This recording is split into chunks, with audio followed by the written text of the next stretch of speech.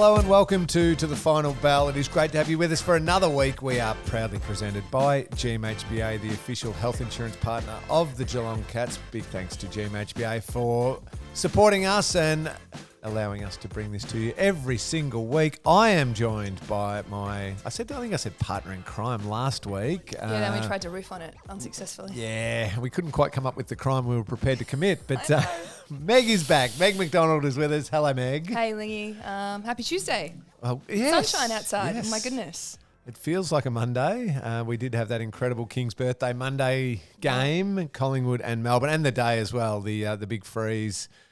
Fight M&D, and it was so good to see all those beanies at the MCG again yesterday.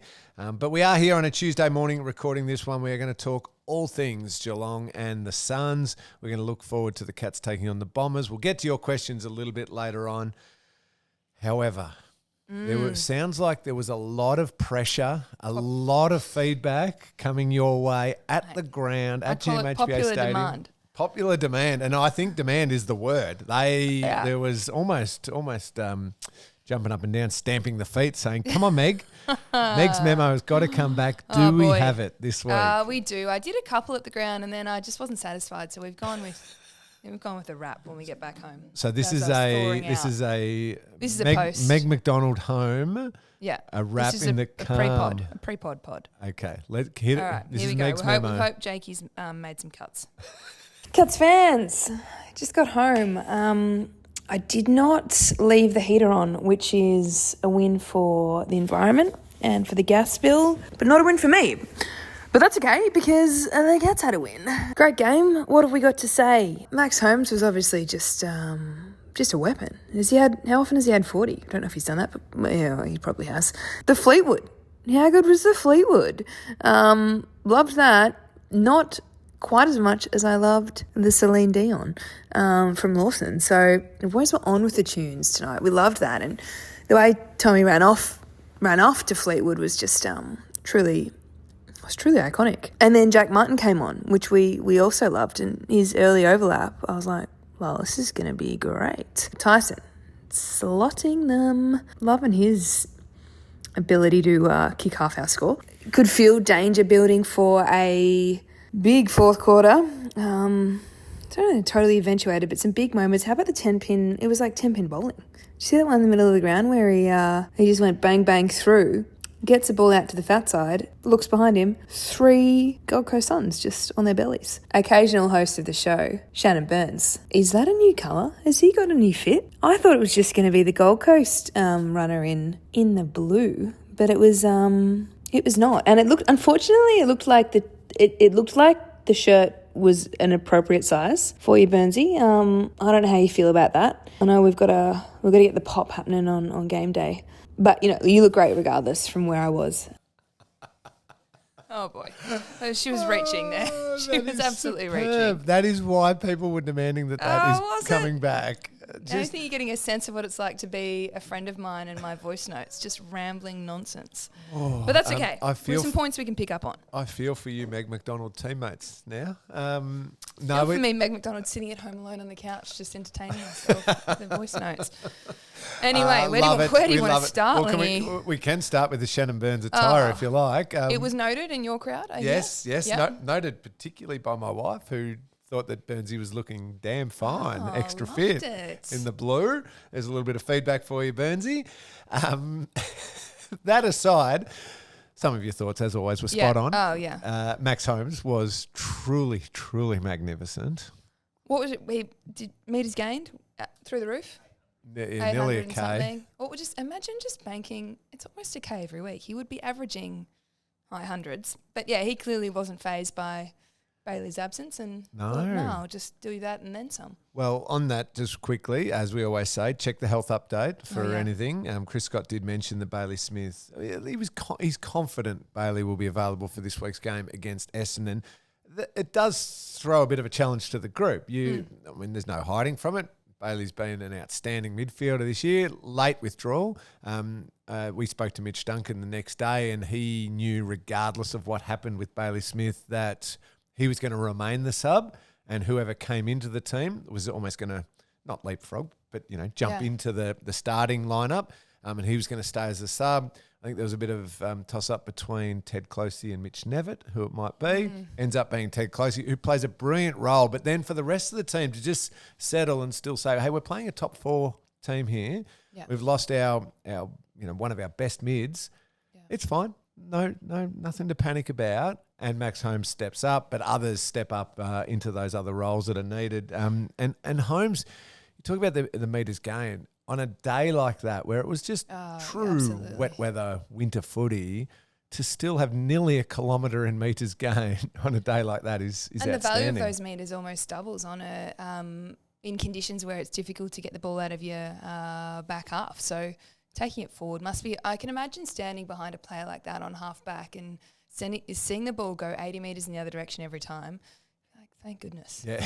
It'd be awesome. But as you say, there were times where I reckon the midfield might have been Tommy Atkins, Mark O'Connor and Ted, or, people, and you're lining up against, one of the best midfielders in the comp this year, but they got it done. I think their ability to play some negating roles and take account for some of their best mids, but still at the end of the day, play their own game was important. You mentioned Tom Atkins. I'm glad you brought him up. Possibly, would have got a spray from the coach. Really disappointing game from Tom Atkins, considering those KPIs. Only had 23 disposals and 7 tackles. Unacceptable, Tom, because and only the opening goal. Yeah, and shaded by Ted Closey with 8 tackles and Mark O'Connor with 10 tackles. So, Axe, just lift your game a little bit. You've been shaded, but that is a joke, by the way, everyone. Imagine having to clarify that. I love you. The fact that Mark O'Connor could jump in and play a really important role on Noah Anderson and have the game and continue the form he's been having. Ted Closey jumps in there as well. But then Oisin Mullen plays the role on Tuke Miller. The depth to play multiple different roles, which almost allows a player like Max Holmes to shine and do what he does best, because the other roles are all taken care of so well. Yeah, and as I said, you want to be able to negate certain people, but you can't go into a game and play exclusively defensive roles if you're going to be a top AFL team at the moment. So their ability to do that, but then, their tackles were only part of their game, their ability to move the ball. Mark O'Connor, we've sort of waxed lyrical about him in recent weeks, but his ferocity and his toughness is really something else. I love his tackle technique, how close he gets, and he springs back up, takes the ball forward, cops one across the head. No worries, on you go. And throw in too on top of that, and I agree with everything you're saying there.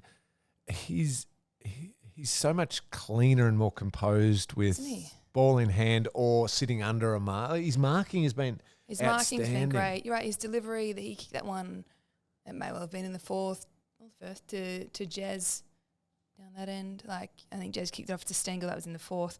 Yeah, he's safe with the ball while doing jobs. So, yeah, he's having one hell of a season. So we talk about the hardness of, Atkins and Ted and Osh and Mark O'Connor and the roles that they did, plus the skill and the hardness combined.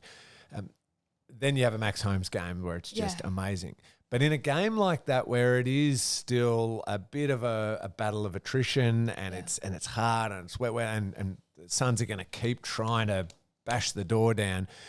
Sometimes the difference can be just the simple finishing and efficiency and ability to execute in horrible conditions. Yeah, and 2 players I want to bring up here. One, first of all, before I get to probably the one you're thinking of, is Graham Meyer's ability to still use the ball with incredible polish. Ends up with 26 disposals, kicks a goal from memory. The one goal. And just still clean and efficient with his ball use. Oh, there was one that I tried to highlight in one of my chopped memos, which I don't blame Jake for, because what a mess. can't have 5 minutes of memo. But the one in the fourth, I think fourth again. Gosh, who cares? Listeners will know the one where he sort of feigns a handball in the middle of the ground and kicks. I can't even remember who he kicked it to, but it was truly like no one else saw him even see that player, and he goes around. Do you know the one I'm talking to? Yep. I mean, that was one of the more outrageous ones I've ever seen from him. Yeah, you're right, because it's vision and then skill execution and decision making. Going, okay, I can be expansive in my play now because I see what's open ahead of me, or I just check it down to a little, and he's so good at that little 15-metre check down kick because the really expansive creative play isn't open now. And that's a skill in itself. Imagine like the freedom to express himself out on the ground is. He must feel incredibly confident at the moment, and he hasn't lost this in the past few years, but at the moment he's given me the ball, that clap that I love, like I'm here, I'm on. Is always there at every ground ball, and his ability to transition's amazing. Yeah, that running power is incredible. Which then leads us to probably the one you were thinking of, the ability to finish. Tyson Stengel. It can simply be the difference in a game. Now, those set shots he kicked, you think on a dry day, call them 40 metres out. That's simple. That's what they're paid to do. That's an easy kick. In those conditions, the degree of difficulty for those kicks were immense. And he made it look like he was just kicking between a couple of trees in the park and on a perfect summer's day. The one on the boundary in front of the Joel Selwood stand was right where I was sitting, and that is such a hard kick. He's in some serious form at the moment. He's got his flow back. I wonder where that's come from, but I'm sure he's been doing the same things he's been doing all season, and it's his turn to sort of rise to the top. It's a good point you make, because sometimes that's the life of a small forward, even someone as special as Tyson, who's outstanding at what he does. You can work just as hard as he worked on Saturday and end up with 0 goals. And to the stats sheet or the footy world, Tyson Stengel's a little bit quiet. He needs to work a bit harder. No, he's still working as hard, getting to as many contests, and it doesn't quite break for you to be the one who's finishing.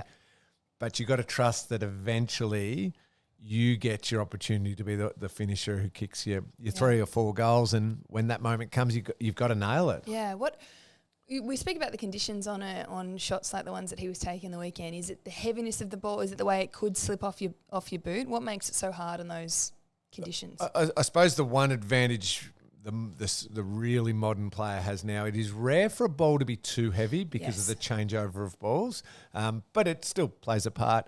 It's the slipperiness of the ball. You get that even a centimetre wrong on your boot, and you slice under the ball, or you just and it's any little error is magnified. So you've got to hit it flush. You've got to get the distance in it, and the ball, regardless of if it's fairly fresh or not, it's still a little bit heavier, and you've got to get it perfect. And in that moment, because it's okay kicking the ball beautifully in the warm-up. In the game, you're exhausted, and you've got to nail that moment. And it's not a high-scoring game, so each one's more valuable. No, again, talking to Mitch Duncan the next day, he simply said, sometimes when you win a low-scoring game by 4 goals and somebody kicks 4 goals for you, that's the difference. Yeah, no, well said. And just before we move on from the small forwards, because I do want to mention this backline was solid.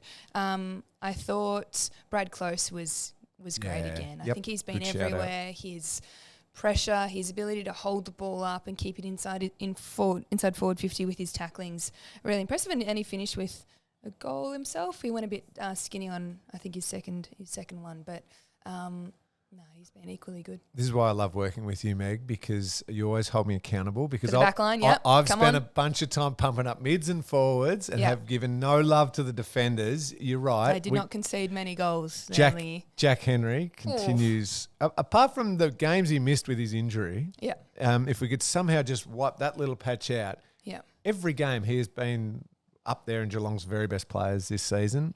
Lawson again, terrific. Tom Stewart, terrific. I thought Stewie was his best for the year. He was really. I think they set up in a way where he was the spare at times on the weekend, which isn't always the case these days. We know how teams have looked to negate that, but I thought he was really strong aerially and at ground level. He did have our hearts in our mouths when he chose to bump. It was perfectly executed and quite rightly, unfortunately for Noah Anderson, but should be moved on from as a looked at for the MRO sort of thing. But, I got nervous. It was down in front of where we sit as kids, with my kids. And I was like, Stewie, don't do it. I know. I think Mitch spoke on, was it with you that Mitch spoke to it? I thought he spoke really well. Yep. But it was a bone crunching collision. I Noah know, Anderson is going to be so sore. So sore. Jack Martin with his first Yes, game with Jack the Cats, Martin. which is fantastic, and he wasn't asked to do a lot. It probably wasn't the conditions where you can really be super creative off half back, but looked quite comfortable. Yeah, half back, even in the middle a little bit, I Yeah. thought. Did he go straight into a CB, I think, maybe? Jake? I'm looking at Jake, who knows everything. I think because he rotated with Axis, Meg's memo said, to get onto the ground. So, yeah, I mean, mid/behind the play, it's going to be an exciting spot for him. He got an overlap, I think, with one of his first two possessions and sent it. Again, got on the meters gained train quite early. So he'll be unreal, I think, and passionate. Yeah. Yeah. Yep. And can seriously play the game. The only thing in his career so far that's held him back a little bit is he's been his body. So if he and we can get the body right, the level of play that he can rise to is really exciting. Yeah, hopefully that's what's no, it has been the priority. They've said that's why he hasn't played until this point, because they want to get it rock solid and are looking to 2025 and beyond. I think he's only just turned 30, perhaps 29, 30. And I would say to anyone who hasn't gone on to our socials and watched the jumper presentation, Mark Worthington presented him with his jumper, which I think really says something about Jack to have asked, to have recognised that Wortho was, I'm going to say worthy, of that honour, which was a terrible pun, but very sincere from myself. And the way he spoke about Jack was great. So, yeah. Do check that out on the Cats socials. Jack had built a little bit of match form and a bit of match fitness playing in the VFL. The good news from the VFL on the weekend was they had a win in a thriller against the Gold Coast Suns by 3 points. Fantastic for them to get back on the winners list. They've been battling really hard, playing some good footy, but just falling a little short. To scrape over the line will do them a lot of confidence. Love the fact that George Stevens was able to find a heap of the footy, 32 disposals and a goal. Yeah. Ollie Wiltshire busy too with a couple of goals. I think Patrick Rechko continued his good form from last week, finding a heap of the footy. So great news for the VFL. Great news for the VFL. And Killian Burke, shout out, he played his first game in the hoops and he had a set shot early, missed it, and then he had a sort of Jezza Tyson pocket on the left kick down the other end here and slotted it on the left around the body. So how else would you expect an Irishman to kick his first goal? So Brilliant. The VFL will play against Werribee this week at Werribee's Oval, Avalon Airport Oval, on Saturday, 11:35 a.m. So maybe just check that out on the way up to seeing the Cats and the Bombers. The VFLW had a bye this week, but they take on the North Melbourne Werribee Kangaroos this Saturday, 2:45 p.m. at the same ground. Oh, beautiful. Back to back. Probably should have read my notes. Read ahead. You got 3 games of footy to watch now. You can watch the VFL at Werribee, the VFLW at Werribee, and then the Cats taking on the Bombers at the MCG. Speaking of which, we do have to take a break, but if you can't get up to the game on Saturday, don't forget to treat yourself to a Super Saturday with a Geelong Cats digital membership with access to KO to watch Geelong take on the Bombers at the MCG. And, Meg. And with the AFLW fixture now out, make sure you've got your AFLW memberships for season 2025. AFL member add-ons start at $25, so get yours now. Yes, no August excuses. 16th. Countdown's on. Oh, yes. Training going okay? Training's going well. I had might have been guilty of crossing the fingers for slightly better weather on Saturday mornings this year. So far not to be, but that's okay. No. That's where you grow. You do the hard work, it'll be worth it in the long run, but that was The bath particularly wet and cold. Excellent. Very good. Let's take a break. I want to get to some of our listener questions and also look ahead towards this week's game against the Bombers. Winning a three-peat isn't easy, but at GMHBA Health Insurance, that's exactly what we've done. By winning the 2024 CanStar Outstanding Value Hospital Cover in Victoria 3 years running. GMHBA have been caring for the Geelong community since 1934 and are proud supporters of the mighty Geelong Cats. Join at gmhba.com.au. Welcome back to the final bell. Big thanks to GMHBA for supporting us to bring this to you every single week.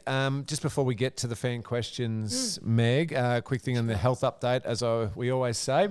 check out the club website or any of the social media channels for the health update. Obviously, Bailey Smith will be a close watch, but Chris Scott saying he's confident he'll play, but obviously keep an eye on that one. The only other one, of course, is Shannon Neal. Yes. Subbed off. Yeah, haven't heard anything about that, but it's one of those we'll wait and see ones, I Yeah. guess, because ankle, foot. Yeah, I thought it was a rolled ankle, but might be a bit foot. That's where I suppose you're just best to wait for scans on that one. They can equally be better than they feel because Yeah. they can really hurt, but it can go the other way as well, so we'll see. And you take in the factor that he is a huge man. A lot of force gone through. A lot of force. So, just keep an eye on the health update for that one. That is the best place to get all of your information. Fan questions, our listener questions. A big thank you to everyone who send these in every single week. This is from Brizopsis. Hope I got that one right. Brizopsis. Most underrated player this year. Now, it's hard because within the club four walls, I don't think there's a lot of underrating going on. But No. Maybe take yourself outside these four walls, Meg, and just the big wide world of the footy public. Who isn't the footy world talking about as much as they should? You mentioned Mark O'Connor earlier. Yeah, I was going to say, I feel like we've spoken about ones that would qualify. So I think Mark O'Connor's got to be up there for what he brings, his adaptability and his ability to play on players. So he might be my one, but I also mentioned Brad Close. I think he's very consistent. Does Jack Henry get enough outside love? He gets a lot of love from us. Yeah, he does. Maybe not. I think if we start to look at how many goals we are conceding across the course of the season, I think about a month ago, 3 weeks ago, we're winning, but I think the oppo's kicking 100 points as well, which is you got to be able to score in this game. But I think if we start to get that under control, they'll be able to chart it back to Jack's return to the team. Nice. I love it. Thanks for that question here. This is a little peek behind the curtain Noah wants yeah. here. How long does it take to make the podcast? Well, Noah, how long does it go for on Spotify? That's how long. One take. One take. It's all one take, but there is some ordering of some coffees. There is some just checking a few things with producer Jake. Yeah. Jake's looking at us being like, what about the edit, guys? Yes. Jakey, how long does it take you to edit all of our nonsense? Another hour on top of all the recording. There we go, Noah. Another hour. Because you have to chop out all of the rubbish that me and Meg talk off air. As we talk about Missy Higgins concerts. Yeah, I know. For a peek behind the curtains, guys, we meet at 9:30 on a Tuesday morning. Tuesday, mainly. 9:15 if we get there on time. Lingy's usually there by then. He's ordered us a coffee, which is lovely. We're done by 10:30. Yes. And the pod comes to you early arvo. Not too long. Good work. But Noah, let's just get one thing on the record. Producer Jake does most of the work. He does indeed. Apart from Meg's memo, which we love the fact that Meg does that at the game. He does some work on that too. Yeah, the hours invested in watching the game and feeling the fields is also must be accounted for. Yeah, absolutely. Thanks for that one, Noah. James wants to know. Yes, love it, James. More coverage on Tom Atkins potentially breaking tackle record. Atkins is the fastest ever player to his current tally of 126. The tackle record, 170, 180. Producer Jake says for home and away, and the axe is already get that in the next month. Maybe. It's crazy. Crazy. 126, so he's dropping well under 10 a game there. Yeah. And after 13 rounds and off. And probably the most special thing is the fact that he still finds so much of the footy. Yeah. He's really good with his attacking play and can hit the scoreboard or set up goals. He covers for opponents. He hunts after the ball, but he's still laying that tackle. And tackles, of course, don't get counted if they're a tackle where I've got you, Meg, but you fight through and are able to give a little handball away. Yes. That's not a tackle for everyone if you're taking stats. You got to either get a holding the ball or you've got to trap it. Create and a stoppage, it can't get out. No, it's unreal. I reckon most of his edits would be, and you can get involved in the attack here, mate. And to that we say, Tommy, don't you worry about it. You just defend. But I don't want to create, Jake we've just spoken about how under the pump he is. Maybe this is one for my mate Abby. I think if he breaks the record, we probably need an edit. Someone out, actually, it doesn't even need to be in-house. Someone out there of every single one of the tackles. Just the commentary of every single one? Yeah. Oh, well, I was thinking the vision, but yeah, the commentary. Okay, vision as well. Yep, I like it. A package. I like it. Also, the stat on who he's tackled the most if he breaks the record. Oh, okay. Is there one particular opposition player he's just really picked on for the year? He got Matty Rowell a few times on the weekend, didn't he? And Rowell is tough and hard. He goes flat out at it. But, yeah, what a battle. Great shout-out, James. Hopefully we give Tom Atkins plenty of love. And over the years we have, Meg, I've got to say. Yeah, we have. Even if we go back, and even predating you, this is two to the horn for the podcast. Go for it. When Scotty Gallen, Scotty Gallen used to do it, there was this guy running around in the VFL having 24 tackles and 25 touches. And we were starting to shout out, is it club or are the Cats going to look at this guy? Was he on the AFL list at that time? No. This was him as VFL captain days. The story is just an outstanding one, and he keeps being an incredibly important part of this team. Yeah. So lots of love for Tommy Atkins.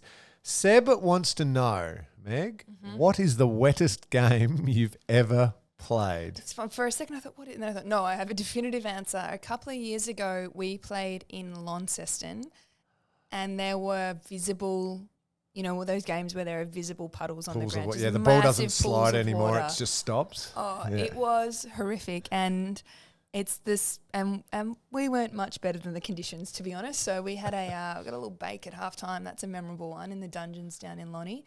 That's a cold wet too. Oh yeah, it was a wet walk to coffee in the morning, and a wet game, and a loss to North Melbourne. But a great hotel. It's funny you say North Melbourne. That was the wettest one I ever played in, I reckon, my second season. It was either first or second season. I apologise. It was 2000 or 2001. It was just so wet. The same thing. The ball, you play wet weather footy, the ball will slide straight. It just slides in a straight line. On days like that, it doesn't slide. It just plonks. It's not good. No, not good at all. And you know that it's all about attitude because and the coach tells you that, but still, do you acknowledge the weather hard. and then not talk about it? Do you? No, none of us are saying anything about the weather. I mean, it's. Yep. Anyway, the good thing is the grounds that, in particular, the AFL plays on, the drainage is so incredible now that if you get little breaks in the rain throughout the game, the game can shift into a pseudo dry weather game pretty quickly. So we're pretty lucky to be able to watch that these days. Billy wants to know, how well is Reece playing at the moment? Reece Stanley doing the job. It's funny, Meg, I'll challenge you on this one. Oh, boy. This is a question without any notice at all. Yeah. Ruckman are incredibly important to all teams. Ruckman can either take up a huge chunk of the salary cap because they're highly sought after, or they're chased, or you've grabbed them from another team. Just simply bang for buck that we get from Reece Stanley, not to go in what he may or may not be paid because it would be a total guess by me, but he's certainly not on the, let's go to the Brodie Grundy contract of, 7 or 8, 9 years ago, whatever, thought so. $1 million a year. Bang for buck for quality that you get from him as a ruckman and everything you can do across the ground. It'd be hard-pressed to find someone who's doing it better. No, I completely agree. And sometimes it's about what you bring. Sometimes it's about what you stop the opposition being able to do. And sometimes it's about what it means for the likes of a Blitz or a Shannon, or what it, you coming back into the team, how it creates flexibility for the rest of the selected side. So he's doing a lot, Reece, and I think, at the start of the year, it's been spoken about how he and Mitch were totally ready to maybe not play as many AFL games, but he's been incredibly important for us over the last couple of months. He's going really well, but I sort of shuddered when you asked me because I can be guilty for not paying too much attention to the ruck. So at the end of a commentary gig when they're like, how'd you see the ruck battle today? I'm like, oh no. Well, okay. he although I'm sure we're going to get into the preview, but I did the Essendon game on the weekend, and it's always about who you come up against too, isn't it? Because, TDK was pretty good, and then he looks like the difference in terms of a ruckman that's up for a big salary against a Todd Goldstein. But hopefully Reece can do the same. Challenge forward. Well, that's a perfect segue as we head into the Cats taking on the Bombers at the MCG this Saturday, 4:15 game. Yep. As far as Reece is now 32? Maybe older, 33 maybe. So he now fits into that elder statesman. He's not quite in Todd Goldstein's he's category, not. But two of the elder statesmen, experienced ruckman in the competition now, Reece Stanley and Todd Goldstein going at it in this game. It'll be interesting. He's 34. 34, so we're getting close. Still not as old as Todd. No. So a battle of the more experienced ruckman in the comp, let's put it that way. It'll be a fascinating one because Essendon have kept finding a way this season to either win games or be deep into games. And at times you think, are they playing that well? And then they've won the game. Yeah. So they are a really well prepared, Brad Scott's an outstanding coach, really well prepared with some high quality players who put themselves in a position to win games that can be a little lower scoring. So it's going to be a different sort of challenge, isn't it? Yeah, I completely agree. I reckon if you're an Essendon fan, you would be excited. You know, I did the game yesterday, the day before, and you're right. Carlton were all over them. Yeah. But they found a way with their pressure and their intent and their youthful exuberance to get back in. And they looked really calm. Calm under pressure, or at least prepared to take the game on, go by hands, and let the game unfold to them as they ran at opposition and were able to express themselves. So they've got some really young guns, so they'll be up for it. Yeah, some high-end talent, isn't it? That are starting to feel more comfortable at AFL level and being able to back themselves a little bit more. And they are incredibly well led by Zach Merritt, just an outstanding footballer. I wonder if one of our two wonderful Irish boys might have another job, given what Mark O'Connor and also Oisin Mullen did on the weekend. Maybe blitz on what's his name? Nick Martin. I was going to say I hesitated on the wing. I think that'll be a good little matchup. Gee, he can play, Nick Martin. He can seriously play. He just finds it and uses it so beautifully. He's so skillful. Do you know who I love? Angus Clark. He is so good. He's good, isn't he? Tough and back. Did you watch the game? Yeah. About 2.5 quarters of it I watched. When they were coming back into it, he's taken a kick from the wing to half forward and he's absolutely laced out Durham, I think it was, to the extent that it went through his hands. You know, a wet slippery day and a big kick, but that would have got them right back. I mean, they were back in it anyway, but yeah, he's a good player. Yeah, obviously a fortunate one for the Cats. Sam Durham won't play. Yeah. I'm assuming that won't be challenged, but we'll wait and see. He gets a 2-week suspension. The midfield is building nicely. Now, Durham's an important piece of that, but with Merritt and also Jai Caldwell, who was playing well. When Essendon probably struggled most for the season was when Caldwell was out injured. He comes back in and just adds that extra high-quality element, has had some big games, big quarters of football for the Bombers. Parrish is back in. Parrish, hard in and under, that clearance player. Yeah, lots of options, and it's going to be a hard one at the MCG this Saturday afternoon. If we get it forward enough, I think they're pretty... I feel for their backline stocks at the moment. They've been hit pretty hard, so hopefully we can... They've been hit by a lot of their tools, haven't they? Right across the rucks and the defensive group. Peter Wright, I thought, competed really well on the weekend. Continues to be a handful. As we said earlier, check the health update. We'll see if Bailey Smith is playing. We're probably assuming, total guess, my opinion, that Shannon Neal probably won't play, but waiting on scans for that one. But we know that whoever comes in will play an important role. Hopefully Jack Martin gets another go at senior level and can create on the expanses of the MCG, but it'll be a good game of footy. Good game. Chance for the Melbourne fans to get... It's not a home game, but get there. One little shout out if you're still listening. I was walking to the game and a gentleman behind me said hello and then realised that he recognised me from the podcast I do with Lingy. Loved our rapport. Rod from Hillsville takes public transport from Hillsville every Cats home game. I was like, that's incredible. Brilliant, Rod. Well done, Rod. Brilliant. He left at like 12. Well, you don't have as far to go this time. You can stop at Melbourne. Exactly right. So hopefully you can get along to the Bombers game, Rod. But appreciate your support. It does set up, obviously, then it's Friday night against the Lions. After that, then I think... Look at you looking ahead. Well, I'm just looking to when our bye comes. It's after the Brisbane game. Yeah, okay. That makes sense. So 2 really important games against the Bombers, who are fighting to stay within touch of that top 8, and obviously the Brisbane Lions. Start the repeats already. Or have we already done that? No, Brisbane's our first repeat. Is that right? Is it? Yeah. Oh, don't get me started on the fixture. Feels like How long does it take to record a podcast where the fixture comes up? Yep, another hour of fixture talk. That'll do us, Meg. Thank you so much for everything. Enjoy the footy on the weekend. As we said, 3 games on Saturday. The VFL kicking things off 11:35 against Werribee at Werribee. VFLW 2:45 against North Melbourne. Werribee Kangaroos at Werribee. And then the Cats taking on the Bombers at the MCG at 4:15 p.m. Enjoy your Saturday of footy. Meg, we'll be back next week. Yeah, see you next week, guys.